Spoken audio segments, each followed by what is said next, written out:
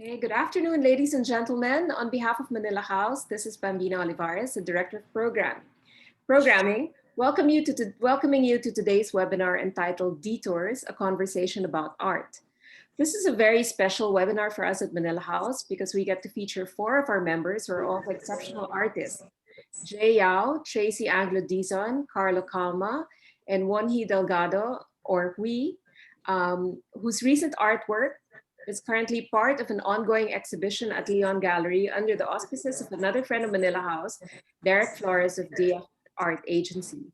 Our 4 members are joined by 2 more artists, Kim Lim and Ciane Xavier. Ciane is actually out of town and she'll see if she has proper reception, and then she might be able to join us later on. Today's session will be a very relaxed conversation about art. As we all know, the pandemic has put an end to art fairs and large-scale public events. Even the more intimate setting of the gallery has had to be adapted to today's current realities, which include social distancing and the wearing of masks and face shields. We've had quite a few webinars about art in the last year, but this is the first time we are discussing art from the point of view purely of the artist. Before we begin, just a few ground rules. This webinar is being recorded and will be up on the Manila House YouTube channel in a day or so. Please use the chat box and the Q&A box for any questions and comments, and we'll get to your questions as we go along. If you'd like to speak, please raise your hand and I'll unmute you. Thank you. Now, for those who haven't seen the show, let me present a short video and then introduce the artists one by one.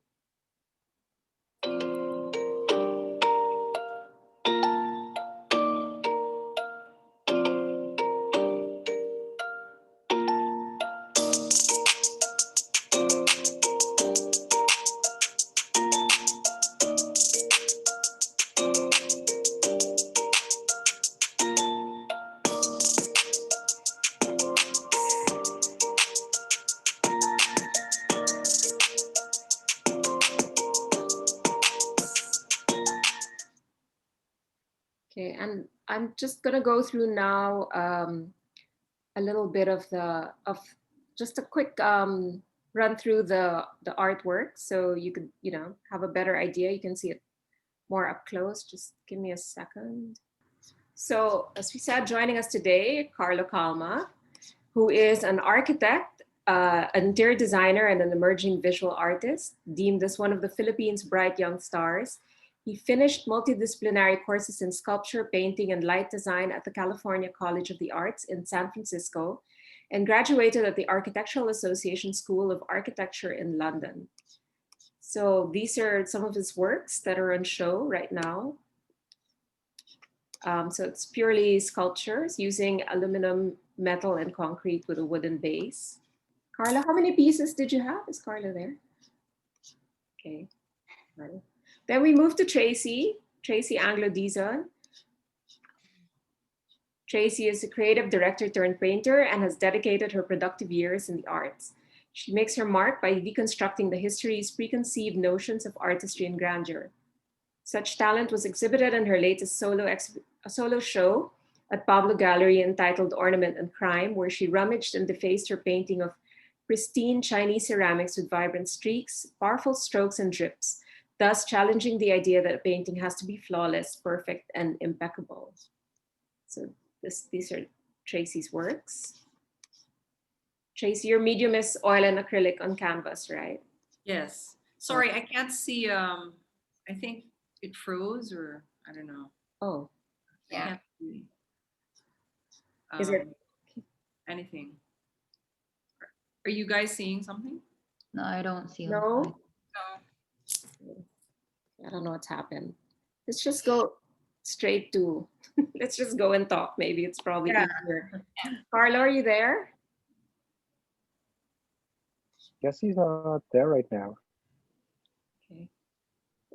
Sorry, Kim and Wonhee, I haven't been able to introduce you guys. So Kim, you maybe just say a few words about yourself and your work, maybe the one, yeah. So I'm Kim Lim. I've been an interior designer for 12 years. And during my practice, I've been painting for my clients as well. And Art Detour is my actual first show. So it's been really fun for me. Also been able to be with all these amazing artists. So it was really fun. I had so much fun. Thanks. And Wonhee, coming all the way from South Korea, right? Just Yes. tell us, and I know you've had a baby recently, so artist and mother, at the new mother at the same time. So tell us like a little bit of how you got into painting, into art. I actually started painting since I was very young. My mom is also an artist, so I started to paint since I was like 5, and I remember going to her studio and then paint along with her. And it was came really natural for me to pursue my art as a career. So I went to RISD, Rhode Island School of Design, for my undergrad. And after I graduated, I went back to Seoul and graduated from Seoul National University. Um, yeah, so that's, and I'm continuing painting. So that's, How has it been now with a young child now, an infant, really, and working at the same time? Or had you finished all the works for the exhibit before you had the baby? well, I actually for this opening,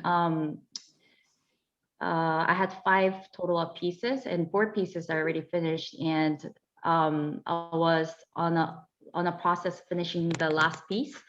So I was working on it, and um, I don't know. I think after I don't know, somehow after I have a baby, I feel like I also had an urge to feel like I want to keep going on the painting. So I tried to go to the studio like almost every day, and I had to make sure that like not, make sure that I paint at least like certain hours per day. Okay. And your studio is near your house or it's separate? Is it within your Oh, home? my studio is away from, it's maybe like 20 minutes away from my house, so it's not so far away. Okay. Well, so guys, how has the pandemic affected your ability to create? Anyone who wants to start? Jay? Well, Or oh no, go ahead, Kim. Sorry. okay. For me, it really motivated me because it inspired me, since art it tells the chronicle of our time. So that's why I specifically wanted to to paint something for that expresses COVID-19. So it really pushed me to tell our truth during the isolation, during ECQ especially. And Tracie? Well, last year I was offered a show, and I was very uncertain whether to do it because it was the pandemic and everyone was in lockdown. And then the gallery said, "Oh, we're going to do a virtual gallery as well. We're going to, so people will see the show even if they can't go to the gallery." So I said, "Okay," and because we were not doing anything, and everyone was just at home, and I have a home studio, so I was really painting every day, and it was really great in terms of creativity because I was just I was on a roll, so it was really good. If I didn't have my art, I think I'd go crazy. So it was very therapeutic as well, and yeah, it was fantastic. I loved it. I loved the whole. How do you balance that now with homeschooling, kind of like online? I'm sure you have kids, right? And Yeah, they're I have kids. Yeah. online classes. It was So- really well, everyone. I don't know. The people with children would probably relate to this. It was really, really hard because we had to set up different areas for online schooling, and then I had to paint for a show. It was really crazy, like very stressful. And then my kids would come in, in the middle of painting. They'd say, "Mommy, I can't get in. I need help with Zoom." Oh no. Oh my gosh, seriously, Zoom. We can't wait to go back to real school. Yes. Right? Like, oh my gosh. Yeah. I guess I would just add on to what Tracie said. I'm also a mom, but my experience was different because I wasn't able to see my kid during the ECQ. So it was really hard. So I didn't have any problems with the homeschooling, but not seeing them was also challenging. So did art sort of become your outlet during that time? Because you didn't, your situation had completely, I suppose, been upended without your kids or, your kid around. Well, it's really a therapy. It's a way for me to express, what was going on inside. So it was my radical imagination was created all these art. So it was good. It was a good transformative art for me. Well, Yeah.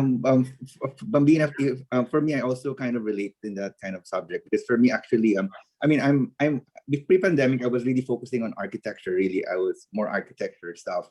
I was my last show was actually 3 or 4 years ago with actually Jay as well in Provenance Gallery, and actually Right, yeah. was really focusing on my on architecture. But when I all of my works actually when I was doing a lot of art is actually looking at if it will be part of my space or it's really about kind of blurring the boundaries between art and architecture. And actually for me, I actually did these 12 doodles in the what I showed is actually during the lockdown. Actually, in a sense, all of the concept of the sculptures that I did is actually, in a sense, I was locked down at the home. There was no social life, and actually I was imagining these 12 characters that I would dine probably in a dining table.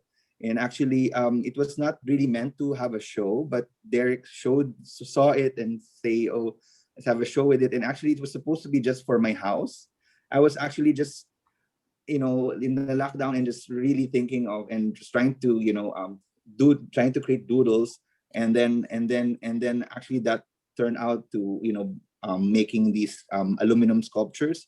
And I think that was also, I guess, empowering. Like when you're actually, when you kind of, in your space and like that, and you kind of produce in a way wherein it's not about the show. You produce as a kind of process as an as an artist. And so yeah, so it was interesting as well, for me at least, because most of my work are already more commissioned pieces, and I don't really, I had a kind of 3 years or 4 years not doing art, I guess.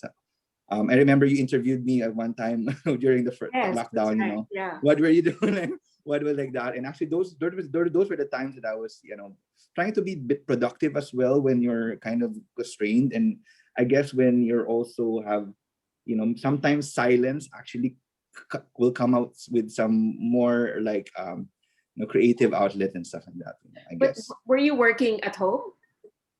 Yeah, working at home. I mean, your materials are a little. You have a shed or something because yeah. Well, steel and no. Well, we it was actually a lot of doodles in the diary at first, and then and then it became now I'm making these aluminum sculptures, and then later on with the base. But I always see it as characters that you would sit in a dining table, and that's why how I set it up as well, which is kind of this round thing, and there are like 12 characters in it.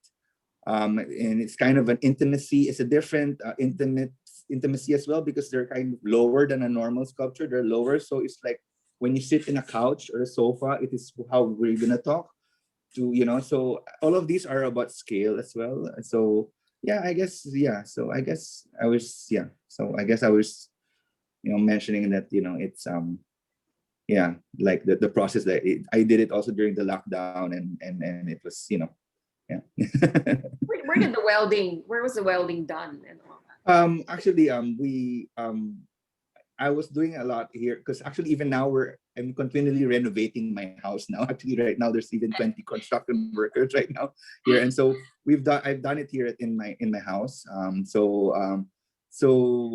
It's actually bending. It's actually like it's bending and creating this kind of language that is there's no start and there's no ending kind of.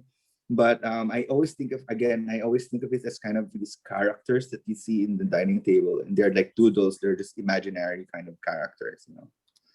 Yeah. Jay, do you want to say something? Yeah. I think I did start photographing a lot more. Started going outside a little bit, not more towards like I'd say like the third and fourth quarter during the pandemic of last year. But I haven't showed that body of work yet. Like I don't feel like it's ready to be shown yet. So still working on that as well. That ended up being different things from, you know, I guess outdoor photos of people dealing with the pandemics, portraits, and also the flood that happened in Marikina. So. Wait, but Jay, did you get to leave? I think Tracie, you got to leave, right? For a while, but Yeah. also Canada. Yeah. Yeah. Yeah, I went to Canada. Um, I went to Vancouver. Yeah. Actually, those images were actually in Canada, Jay, Yeah, in right? Canada, right? Your Those images. images in Oh. Canadian in a forest in Canada, right? I hope Yeah. I can try and let me try and see if I can show them. But and Tracie, you went away too, right? But that was like a family. Yeah. Actually, it affects the work, you know, because being holed up, just looking at your work, doing the same thing, and then you suddenly leave after like being on lockdown for 8 months.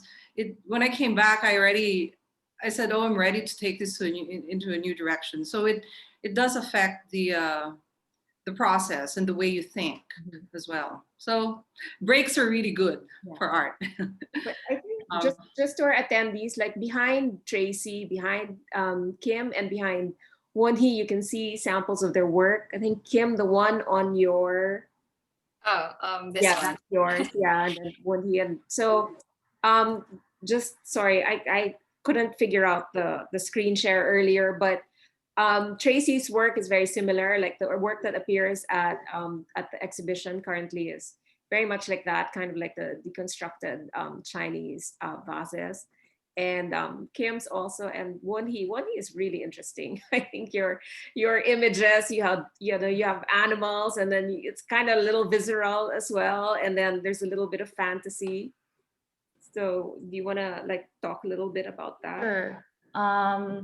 So the recurring theme of the interest is the juxtaposition and the analogy of food and bodies. And we visually like enjoy the classical beauty of body and food. And as you might know, the term, thank you for doing that, food porn, which refers to a glamorized the visual presentation of food. I'm interested in how both can be perceived in a similar way, but also like both play with opposing elements and aspects such as reality and illusion, desire and memory, coexistence and beauty, the unsightly, and the simultaneously attractive and vulgar aspect of perception and emotion. And the biggest painting, which calls Earth Painting, like its title, it's about how we easily forget what we have. So basically, depending on the message that I would like to convey through each piece, I add and subtract the image that I collect and archive. And I try to add the sense of the tenderness, hardness, ambiguity, and texture and change brought on by passage of time, and the sense of sight and touch to sensuously react together in my work. I usually like get the inspiration for the work title from the song lyrics and the title. And for example, like for Earth Painting, it was derived from Michael Jackson's Earth Song. And for Juju Eyeballs, it was from the lyrics of the Beatles, Come Together, and it means sorceress's eyes. Oh, okay. But and then the red's very striking in your paintings. Right? There's that vibrant kind of splash of red. Mhm. Yeah, I like the color red. Like you said, red is very strong color, and it does connote like various meaning. It could be something to do with like blood, you know, and or something to do with like red roses. So I think, you know, sometimes like I cannot exactly say why I use a certain color for, but then it just come naturally when you paint.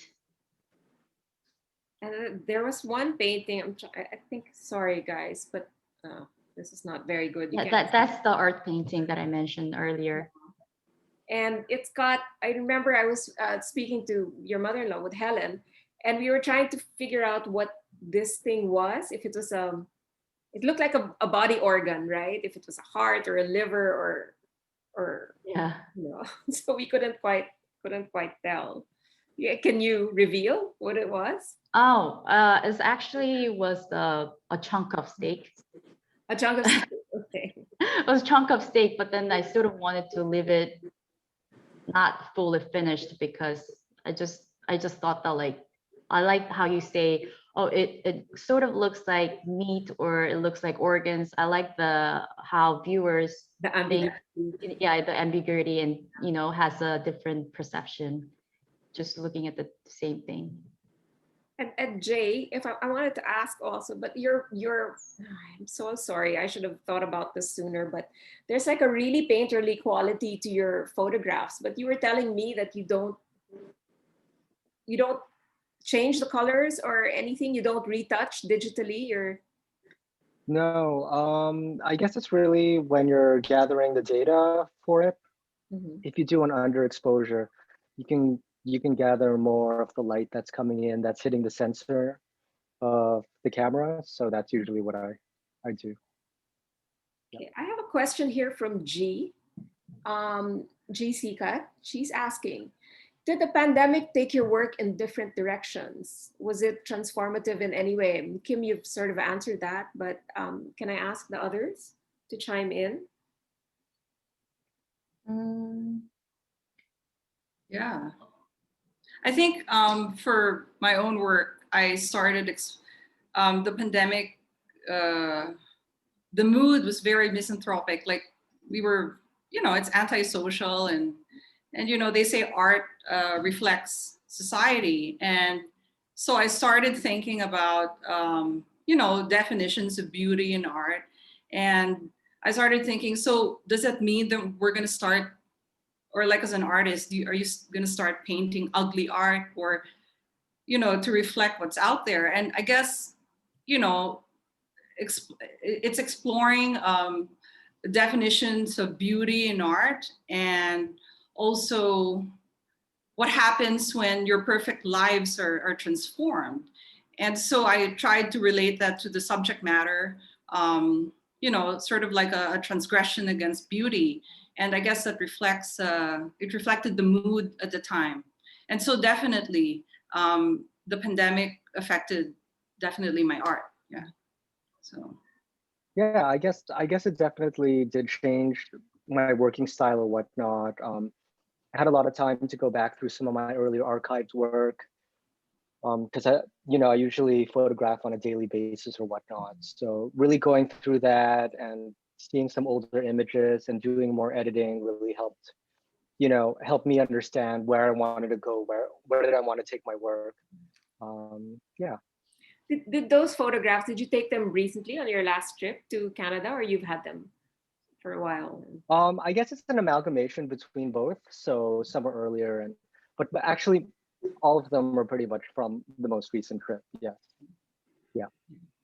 Which was And surprising because you were saying, Carlo? I guess for me it's more, my previous work are always all of these wood that is layered and is laser cut, and I guess right now it's a more somber all black monochromatic kind of aluminum metal works as well, which actually I haven't explored yet. And so I guess it's always the time that you do it is always part of your life, and it's kind of where you are in your life, and definitely the environment of where we are now, and that it actually, of course, it influences as well, you know.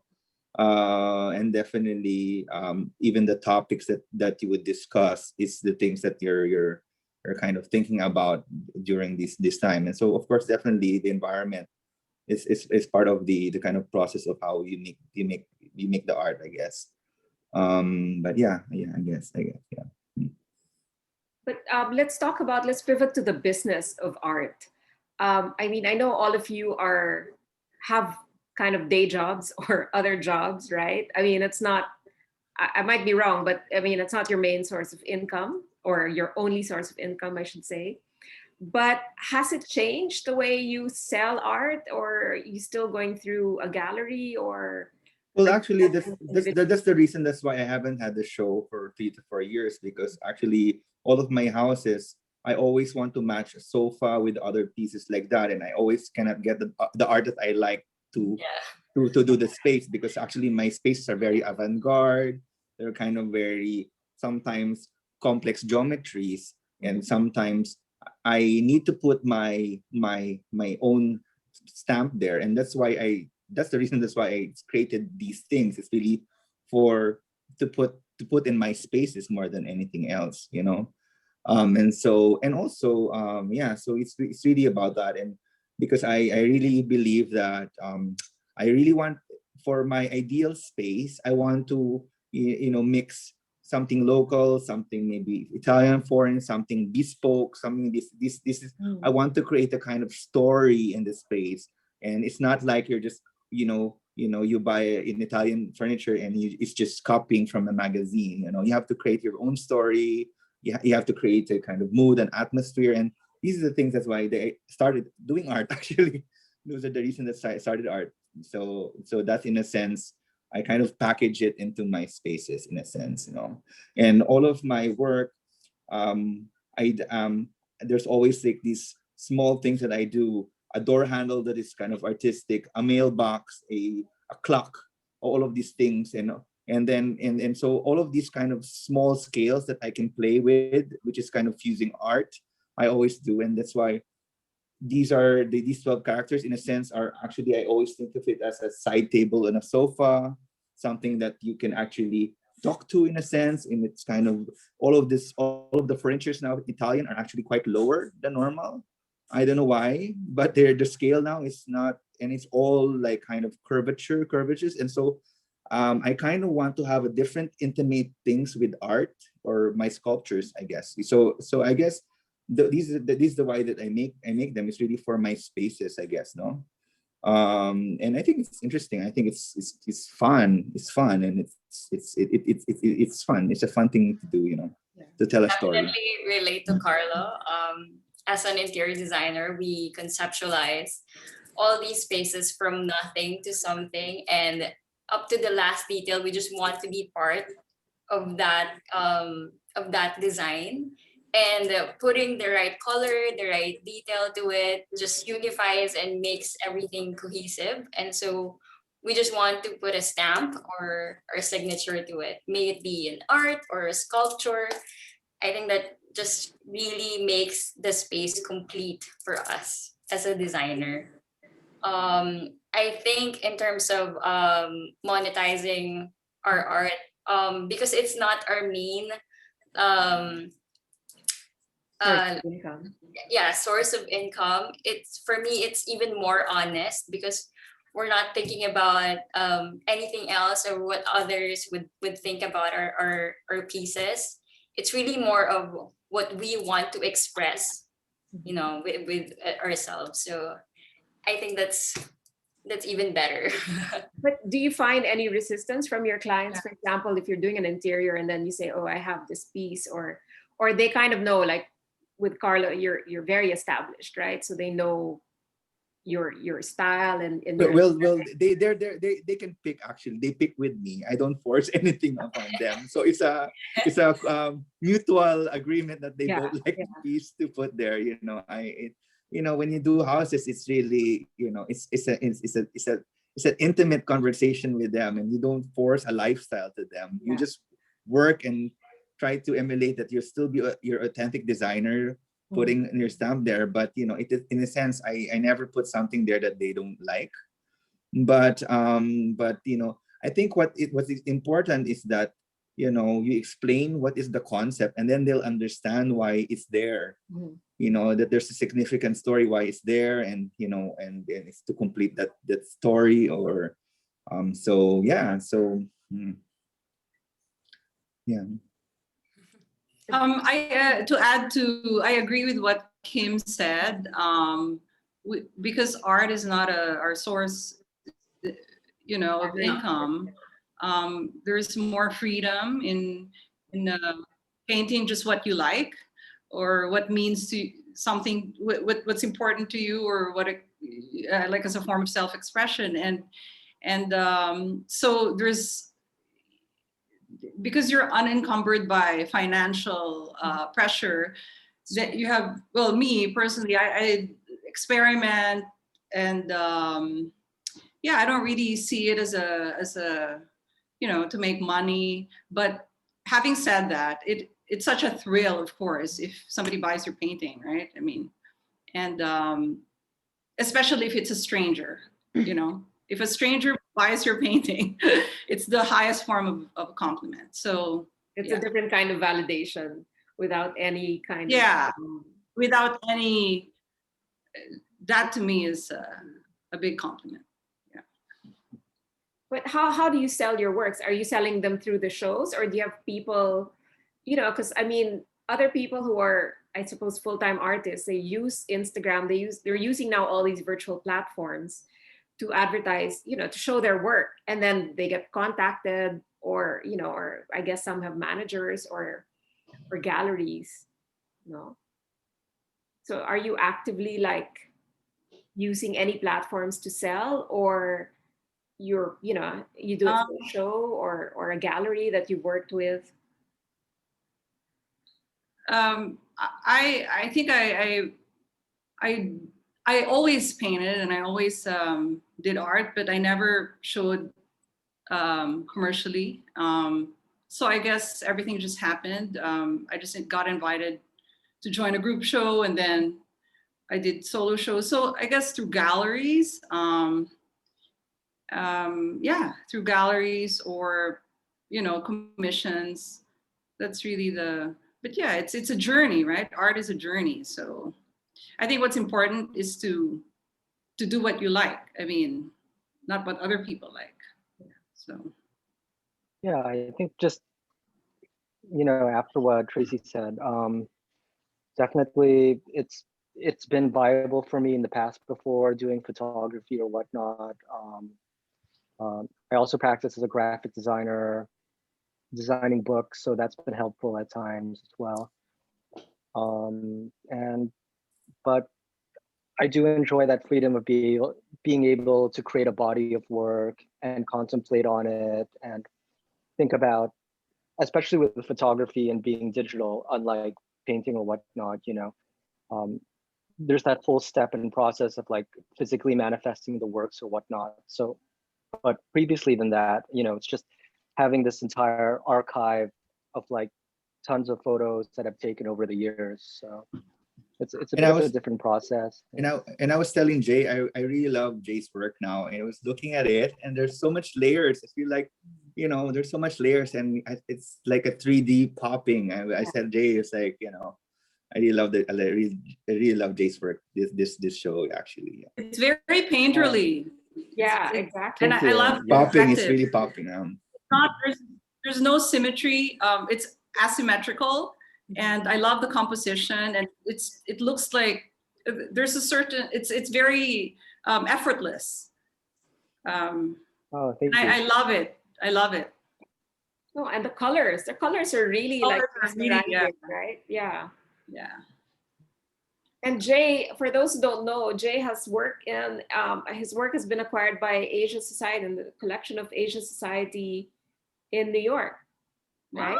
Yeah. Asian Yeah. Society Museum. Actually, sorry for the shameless plug, but it's also part of a triennial. So, It's part of what?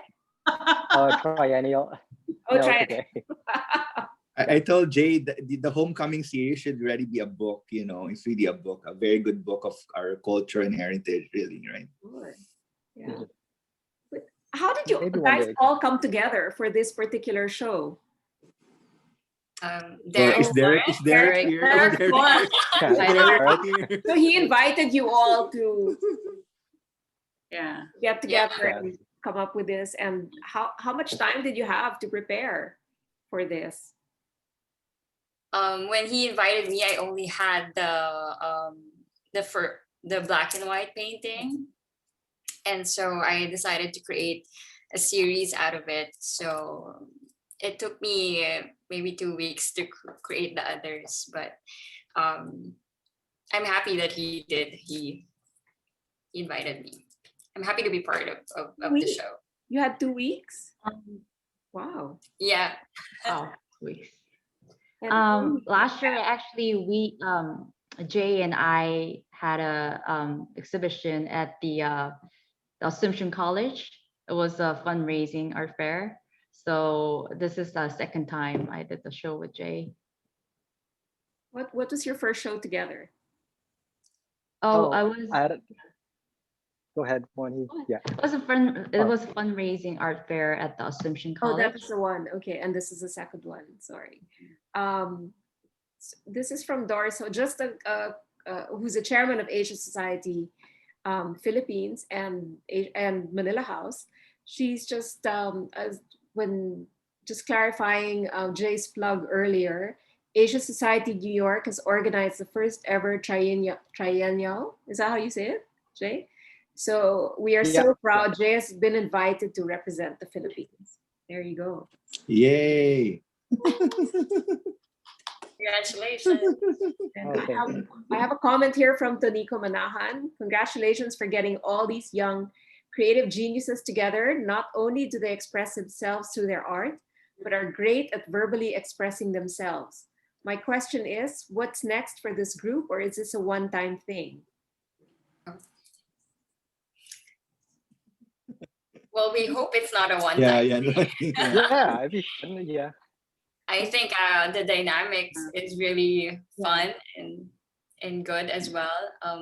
We complement each other in terms of sculpture, photos, and how about you guys? Yeah, I'd be up for another show. It'd be fun. Yeah, definitely.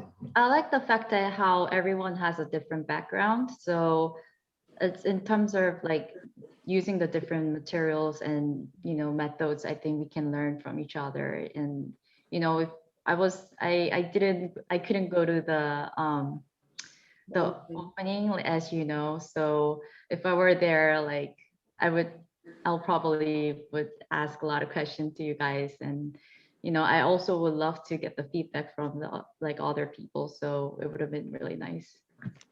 I think to answer to Nico's question, I'm in art for the long haul. I mean, I've given up everything already. Oh, wow. I'm just gonna, yeah. This year I decided, you know what, that's it. I'm doing this. So yeah, I mean, I think we're all in it for the long haul, no, guys? Until we succeed. Exactly. Yeah. I think, so this year, definitely, we're doing a museum show in the Visayas. I'm from the Visayas, so it means a lot to me. They were organizing an exhibit at the Iloilo Museum of Contemporary Art, and I'm doing it with a bunch of other artists. So it's exciting, and yeah, so definitely we're in it for the long haul. Carla, do you want to say something? Yeah, definitely. And hopefully our next show will be post-pandemic. I know. Yeah. You usually how I'll be soon can you put a show together? Or is that too much pressure if, you know, because This show killed me because Derek messaged me. I was in Africa over the holidays, and he goes, "So I hope you have works." And I said, "Yeah, sure," but I had zero works, and yeah, it was really tough. so you said yes. And Yeah, then how much time did you I have? said yes, and he thought. I said yes, and he goes, "How's everything?" I was like, "Good," but zero paintings, like none. But then when I got here, when I came back, I didn't sleep, so I just did it. Yeah. How I'm much with you time on was that one, Tracie. How much time was that?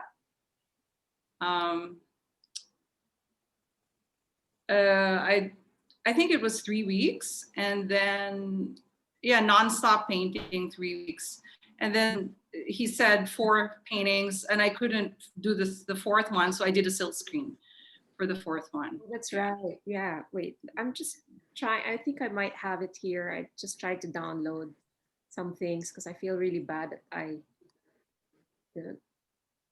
That's. Can you see it properly? Is it showing? Hang on. Maybe let me try this. We could also share our screen if that helps. Oh Like, we yeah. can also, Yeah. yeah. Try it. Oh, it's not coming. Oh, here. This is one of them, right, Tracie? Yeah. Yeah. So what Um, you recreated? Did you have a Chinese vase that you kind of copied, or you just put this all together yourself? no, I I prefer imperial vases, so I go. That's a Qianlong vase from the 14th century. I look at archives of very old ceramic vases. I think it's it's really.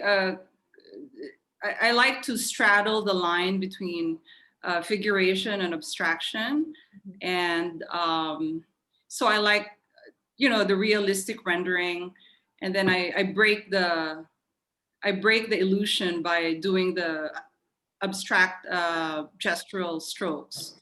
That's really the concept. Yeah. So I think I'm just an artist. You don't really know what you're gonna paint, right? So right now this is where I'm at, and like I said, it's a journey. So who knows what I'll do next? But right now I'm doing jars, and I'm fascinated by it, and yeah. Because it's decorative in one sense, but it's also a bit subversive, right? Yes. Yeah. Yes. And I think that's where the appeal. Yeah. It's like visual tension, right? Yes, Yeah. exactly. Yeah. Then I have something else here. Oh, Jay, this is yours, right? Yeah. You want to tell us a little bit? I mean, for those who haven't seen his work, this is it's a photograph, right? Yeah. It looks Yeah. like a painting. Yeah. I guess they're layered files in the sense that to be able to photograph the foreground and the background, and make it as sharp as possible. It's kind of like a collage / amalgamation of different photos that I've been taking on a tripod or whatnot. So everything can be quite clear. And so I do these I've been photographing these old growth forests and also doing some research on Stanley Park in general, which is kind of a big park that's been around for about 150 years in Vancouver. So Yeah. And I've also traveled to like Victoria. Yeah, when you travel like this, like to Vancouver, you take a lot of walks and. Yeah, I you have really your do camera enjoy with you. those. Exactly. Yeah, I always have my camera with me. This is a real camera, right? Not an iPhone camera. Yes, it's a real one. Yes. Yeah.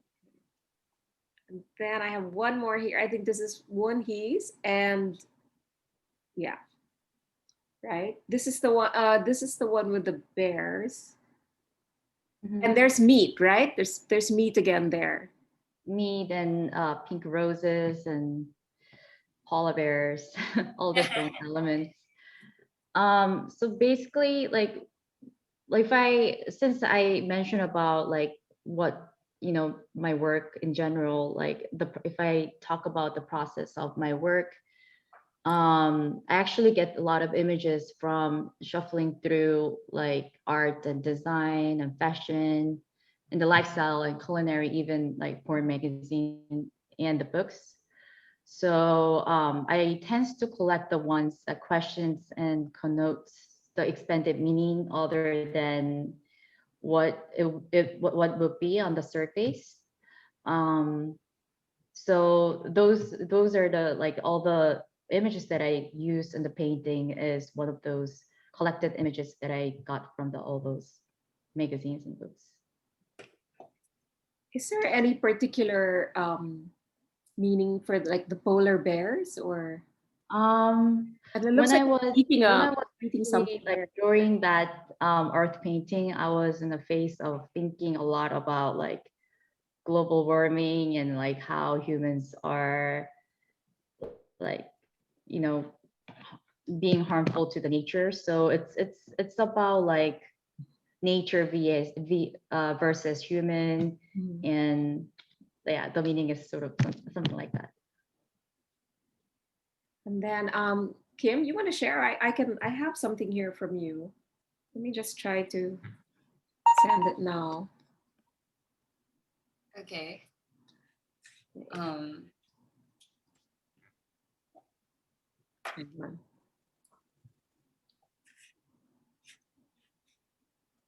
There you go. Oh, okay. Yeah, so I created a triptych, and the first series is actually the black and white one. If you have it. Oh, Um, I have it. Hang on. Let me just.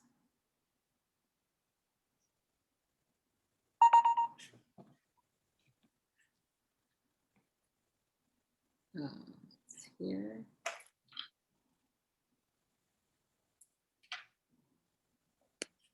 It's this one, right? Am I right? yes. Yeah. So my this piece talks about being quarantined together, and talks about the politics of the space and how we measure them. Do we measure them through distance or by closeness? Um, so these series of paintings, it showed the movement that we were in at the time, the limited space, and it tracks the changes. So when I puzzled them out, the intimate relationships between two people summarizes to do they became closer together, or do they fall apart? So which is the next painting would be the one with the green and yellow, if you can show them. That's the one. Yes, this is where they became closer together. So that's how this is. And the colors that I've chosen was is also like it's harmonious, you know, they happy, peaceful. The other one, I don't want to say it's a bad thing, but it can also be growing together as individuals. And I chose all these bright colors because it takes so much energy to detach yourself from somebody, you know. So I feel like it has to be very bright, and just to move away to that person requires so much energy. So that's the other piece. But yours is the only one that's really purely abstract, right? I mean, I suppose Carlos in a way, but everyone else is quite figurative. Yeah, it's geometric, abstract. Yeah. Why is that the one that, you know, that form of expression is the one that resonates with you the most? Actually, it just came to me during the lockdown. This I was trying to do a lot of things, trying to reinvent my spare time. And within those days, I even challenged myself to take up Python coding.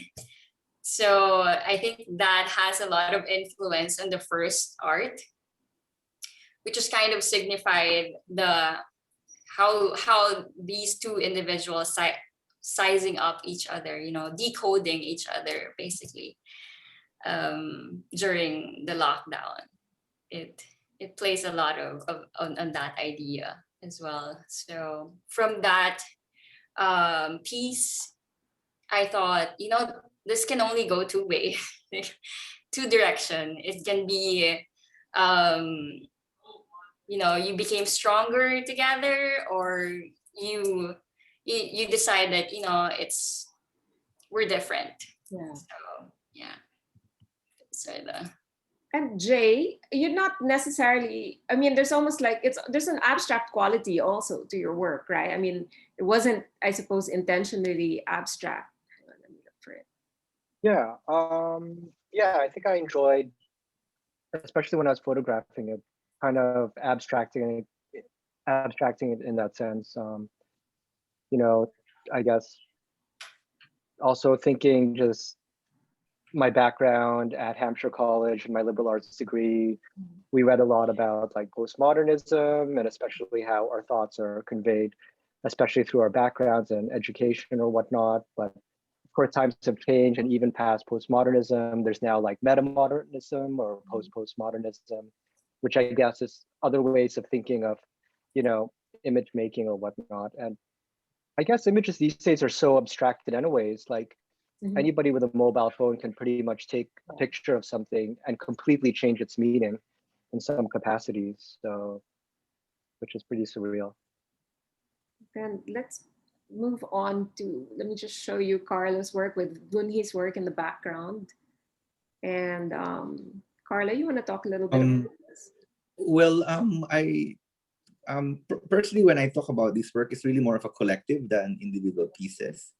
So it's really more of the concept of these 12 characters in the dining table. Previous work, if you see my previous work as well, where I did 100 pieces of ceramic pieces with the film, it also talks that it's kind of one slide. It's like one piece of the slide in a film. And so I always see it as something that is collective that will then be dispersed. And so in a sense, that's how I really do my work. It's always that concept as a one concept and how it gets dispersed, I guess. But again, these are kind of newer things that I've done, because most of the work that I've done as well are kind of, when you look at it, actually it's an inspiration of a house, and actually the Infinity House, which you guys also featured before in your like that, is actually based on a sculpture. And so my dad's house was actually based on a sculpture that became a house. And so for me, when I make sculptures or in a way models or like that, I feel it's a dream utopia thing that can become architecturally as well, and so those are my process, that these kind of investigation are actually could be architecture, or it has potential to become architecture, or they are actually kind of spaces in architecture. And so I think of it as kind of characters in the dining table, which totally basically the isolation made me think these kind of these realities. Definitely, if I will, and actually I made this specifically just for my home. Actually, it was not really to show really. So that's also what's kind of nice. It's just kind of looking in a sense of my diary, in a sense of what I was thinking during the time, 8 months and 9 months of kind of detachment. And actually, even for my architecture office, where we've been work from home, now we've done like the MWF thing, and how actually studio based is all about team and collaboration and brainstorming, and how that's so detached now. And so these are kind of gestural figures in my mind, and so those are, so. And actually, when Derek saw this, he went to my house and we had a dinner, and so he saw already the completed pieces. But only 1 week 1 week before the show is I made the basis to make the characters become more that there's the body and the head, or you see it as a kind of referential human scale. So I did it a week before the show, actually, for the basis. But you can see the doodle-like quality, right? Of Yeah, I do the like we call quality of them it. doodles, right? And when you do those doodles, it's just pen on paper. Yellow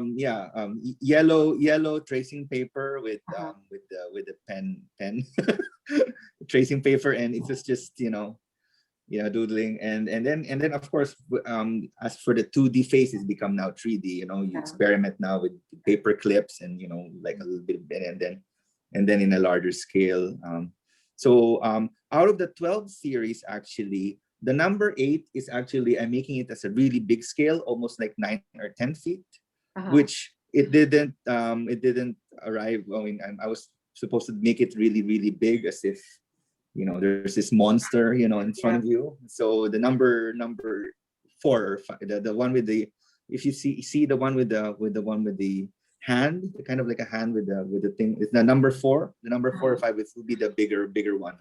So I guess these are I feel that as artist, architect, I want that my process is not I make things because I have a show. I want that I just continually experiment ideas, and then later on I become it becomes a sculpture, or becomes space, or becomes something of it. So it's always like a kind of that kind of process in my head, I guess. This process in my head. Yeah. Okay, thanks. And we were talking earlier about, before we started, about this new trend in art, digital, Cyberpunks. yeah, Christie's, I think, just sold a piece of an NFT, I think is the non-fungible tokens. And that's part of the whole blockchain technology. And we were discussing this earlier and saying, okay, how does this become art? And you establish ownership in a digital sphere, right? So, but you're saying, is that the way art is going to go in the future? Or will there still be a place for art the way we see it now, the way we appreciate it, the kind of tactile quality that it has at the moment? I feel like, especially during the pandemic, we've all had to learn to be even more digital literate and whatnot. So I think, especially as technology progresses, more virtual rooms and whatnot, it's just going to be another platform to kind of communicate like our visual ideas and whatnot. So I don't think it's going away, but it'll probably like just continue to flourish, and it'll just be a whole nother way for us to approach art if we choose that we want to approach it in that direction. So. Yeah. But we were saying also, Carlo, right, that this might be a Gen Z thing, or necessarily something we understand. Do you think? I mean, if it's, or is it a generational thing, maybe? It's a very controversial subject. So I didn't want No, the reason, I mean, we were talking behind the scenes before we opened, but I always felt that of course to have that that small image that is blockchain like that, I just feel that, of course, I just feel that the well, I don't wanna put a conversation that's controversial, but we don't even know how it works, right? It lives in. No, but I'm saying is that, I mean, for what I feel is that art, in its sense of the quality of the the hand, the craftsmanship and everything, and then there's this intuitive factor. There is this kind of mistake that becomes art, and all these other things that are imperfection that is art. You cannot let the computer have that. And in essence, that is why it's more valuable of that than the NFT, in my opinion. But for me, of course, that's the new world of that. I believe it's open for discussion. There's pros and cons to it and stuff, but I'm just saying in a sense, I was telling you that I would, it's a shame if the future will be like that, because there are, or maybe more than that. I mean, personally, I've been collecting a lot of video art.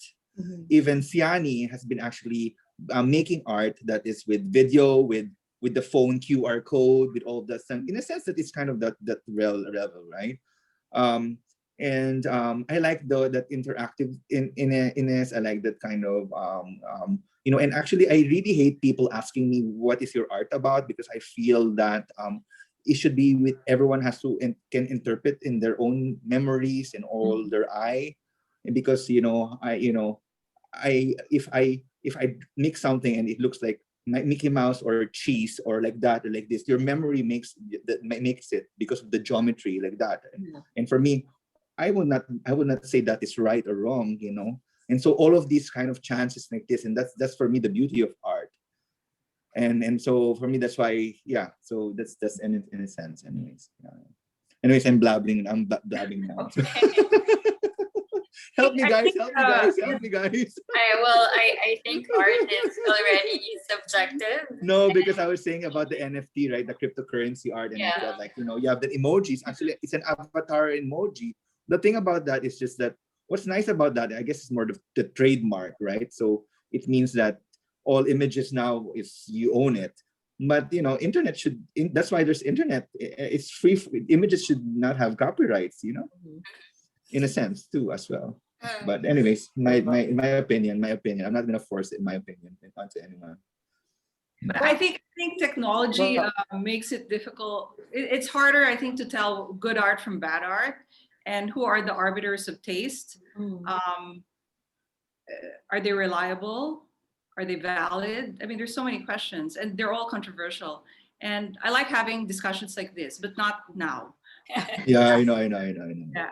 Well, if you're interested in the whole blockchain aspect of art, it'll be the next lecture. Yeah, actually next week we have a talk Tuesday next week on the 9th about blockchain technology beyond cryptocurrency. So I'm sure we'll talk about that. So please join us if you're interested in learning more about this. But you were just saying something, Tracie. It reminded me of something else. I watched the documentary Made You Look. Yes, I watched it. Fabulous. Yeah, it was great, right? But it Fabulous. also talks about a kind of complicity within the art world. Yes. Of, because certain works are so hyped, certain artists are so much in demand or something that was fake. People were willing to look the other way. Yeah. Either consciously or unconsciously, like that woman in the center of the whole thing, and Anne Friedman. Yeah. Really wanted to believe they were real, and she still wanted to believe it. Yeah. I think it's wishful thinking on her part, no? Like she I mean, Rothko, right? I mean, it's when Rothko did that, it was groundbreaking. But now, I mean, it's easy to, in a way, it is. In a way, it's easy. But when he did it at the time, I mean, art should always be taken into the historical context of when it was created. And I think that is a really, that was an amazing, it's on Netflix, by the way. Yeah, it's on Netflix. Has everyone seen it? Have you seen it? No. What's the title again? What's the title? Made You Look. Made You Look. I was talking to someone about, there's a Pampanga artist who does boteros, right? Oh. I don't know. Okay. Maybe this is not the place. No, go ahead. Go ahead. It is a casual conversation, right? Okay, I'm curious now. This is the kind of conversation that should not be recorded. Okay, sorry. Okay, go. Okay. But I'm just saying the proliferation of fakes. What is good art, really? And then, of course, there are the auction stars. I mean, all these things. It's all so many images from the internet. Social media is just. So it's a lot of all these moving parts, right? And so, you know, I find it interesting as an artist who is living in this 21st century world, that we have all these things, and you know, we won't be able to resolve them, but it's definitely interesting. I have a comment here from Ollie Campos, who says that I believe there are many Anne Friedmans here in the Philippines. And you know, it's a controversial thing to say, Ollie, but yeah, I mean, I suppose. While we're at it, right? But I think it's really interesting that in art, there's kind of a quest for authenticity on the one hand, and then on the other hand, you have people trying to profit from Yeah. trying to make Yeah. things look authentic that are actually fakes. Yeah. Who is your keynote speaker in the cryptocurrency lecture? Oh, I have two guys. I think they're based in Japan, or they're yeah. I'll send you the info. Yeah, join us. Yeah, but that was really, really interesting that you should see it, because it's all about the ownership of art and again the ecosystem that surrounds the whole art industry, right? I mean, like recently we saw, and I suppose it's amazing as well, record auction sales, right? Which is great, but then they go through layers of authentication and all that stuff. But then what about, you know, you have other people who are, you know, not scrupulous, and like you say, that Pampanga painter. Oh And my then God. this guy, the guy at the center of that documentary, was somebody in Shanghai who never actually thought that That's good. Yeah. that it would amount to something. I mean, he never did it to defraud anyone. I think it was just someone enterprising who saw the possibilities there and went to the most gullible person, probably. So, which is a shame, because it cost a very old New York gallery, one of the most respected ones, to close, To close. right? And I think 80 million, they had to pay 80 million back in, you know, in sales and everything. But there was, guys, you should watch it. But there's also another interesting thing there, right, Tracy? Do you remember this? One of the people there, one of the victims, was Domenico De Sole, who was chairman of Sotheby's. Yeah. So I think, you know, he wanted to believe that Yeah. it was a Roscoe. But if you look at art history, Roscoe doesn't really paint using those colors. But yeah, those were not Roscoe colors what he bought. But he wanted so much to believe that it was a Roscoe. And I think, do you think that she was innocent, the dealer? I don't know. It's Bambina? hard to say, you know.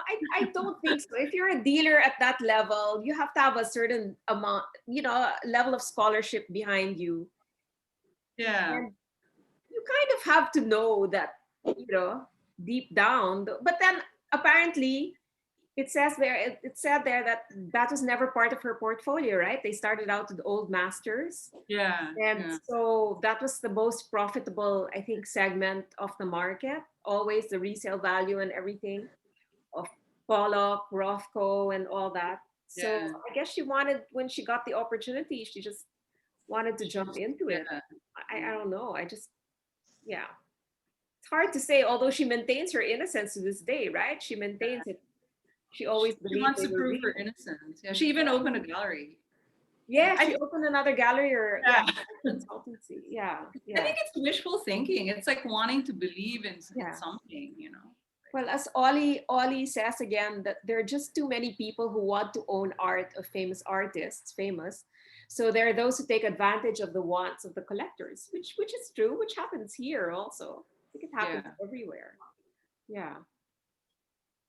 But like someone like Pollock, how hard, and Rothko, like you say, why? I mean, to copy them also when there's a lot of documentary evidence about their work, you know, it's a little difficult to get away with, I think, Yeah. right? Yeah. It's a big thing. But then is it really the best form of flattery in a way? Well, you know, Domenico De Sole used to be the chairman of Gucci, right? I mean, Of he should know about branding. So, he, yeah, I mean, it's brand, but you know, I was looking at it. Pollock is hard to copy. No, right? but then the mistake this guy made, the Chinese guy, was he put paint that was not available during the time of polo. Time So of, it's yeah, obviously one of the telltale signs, right? But yeah. why didn't anyone check that out beforehand? No. I think it's the desire to own something by a superstar artist. Yeah. Right. Well, you'll all be superstars one day. So, no, so you'll all be super sought after, hopefully. But anyway, I think we're a little bit out of time. So I wanted to thank all of you for joining us today. This is a great conversation. I'd love to continue it. Would you have any, maybe I'll ask each of you to, a few last words. Maybe right before I do that, I'm going to show again your works. So, so this is Carlos. Just to remind the audience, this is Kim's. This is a black and white, and then this was the part two in a way, right, Kim, with different colors. And then, hang on a sec. This is Tracie's. This is Jay's, and Wonhee. So as you can see, very different styles, very different ways of expressing themselves artistically. Very different media also in many ways. So you can still catch the show at Leon Gallery until March 11.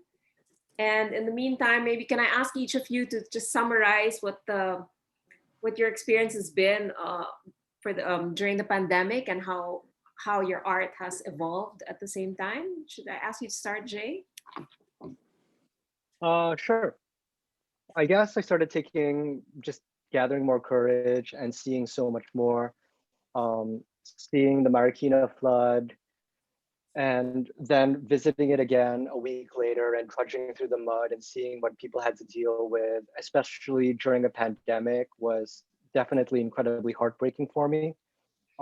Which is like a body of work that I'm still working on, especially like exploring satellite imagery and whatnot, of trying to see it before and afterwards. And yeah, that's about it. On the same end, I'm still continuing with a few different bodies of work as well. But now that we've come about, it's over a year now of dealing with the pandemic, and there's vaccines out there. I think I've been able to get back into a better routine and a new one, which I'm kind of living with and enjoying. So yeah. Great. Wonhee? I think because of the pandemic, I become more calm and was able to concentrate in doing my work. And I thought also being in the studio somehow was the safest place to be, because you're naturally like away from the people. But like the pandemic, it changed the way I do things in daily basis, but then it didn't really impact like topic of my work. But I think entering the motherhood sort of effect more on changing the, like effect on my work more than the pandemic. But like during the time that I have in the studio, like previously, like all the works that I did that for the detour pieces were all from oil painting, but then these days I'm working on acrylic, and I'm actually getting really fond of using it, because I realize you can use so many different textures. Like there's gel mediums and all different kinds of things they newly invented. So this is like, I'm sort of studying those kind of different textures and things, and trying to see the possibility how I can utilize it in my future works. And in spite of the pandemics, I'm so glad that I had this opportunity to have this show with all these fellow artists. Yeah, so I feel like even if it's pandemic, since we all have a show, we actually made a progress. Great. Tracie? Yeah, to add to what Wonhee said, I think having the show, thank you so much, Derek Flores, for inviting us. It when you have a show, it forces you to work, you know, and so I'm very thankful for that. Because if we didn't have this show, then I wouldn't. There was nothing to look forward to. Yeah. So yeah, and creating art during the pandemic, I guess for me as an artist, it gave me the discipline to be at to my studio every single day and paint every single day, and also balance having the children around me. But yeah, it was really good as a form of. Now I've developed a rhythm to my studio practice, and it wouldn't have happened without the pandemic. Yeah, forced me. So it's really good. Kim? Art during pandemic, I feel it really pushed me to be strongly driven by curiosity than by fear. It expanded my empathy, and it helped me connect with a lot of people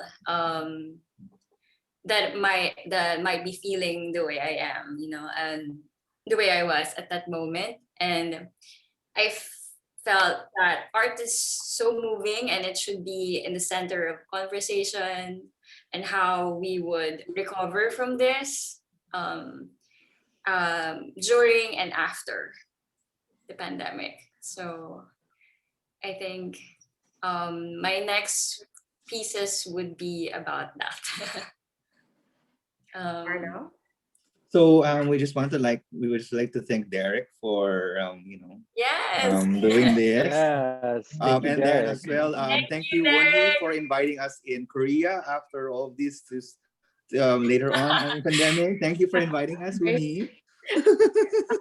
Can't wait to meet you in person. And also, Can't wait to go back to Manila. yeah, and so and a famous and just a plug in during the event we did Proclamation Gin, which is out now. We need it now. Yeah, let's all do our plug in. Which helps women farmers, and it's a kind of a cultural heritage promoting Filipino, and with that toasted sticky rice ending, and add us at Proclamation Gin. Anyways, thank you, Bambina, Yeah, for we hope to have it organizing soon this. at Manila House. Yes, We still have a definitely, Proclamation definitely, Gin at definitely. Manila House.